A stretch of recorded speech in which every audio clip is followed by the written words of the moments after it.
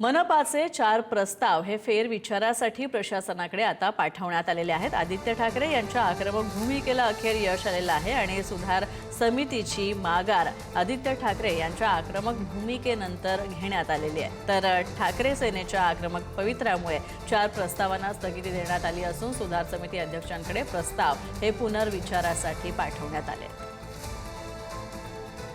Mumbai महानगरपालिकेमध्ये improvement कमिटीमध्ये स्थापन समितीमध्ये काही प्रस्ताव येणार होते, जे प्रस्ताव इतके चुकीचे होते की ज्याच्यावरती काल आदित्य ठाकरे यांनी एक प्रेस कॉन्फरन्स घेतली होती व मध्यरात्री माझं मुख्यमंत्र्यांशी जे काही बोलणं झालं त्याच्यावरती त्यांनी वाद होऊ नये आणि चुकीच्या गोष्टी महापालिकेत होण्यासाठी त्यांनी ते थारा देणार नाहीत आणि चुकीच्या गोष्टी ते होऊ देणार नाहीत हे त्यांना पटल्यामुळे त्यांनी त्या सगळ्या गोष्टी आज थांबवलेल्या आहेत।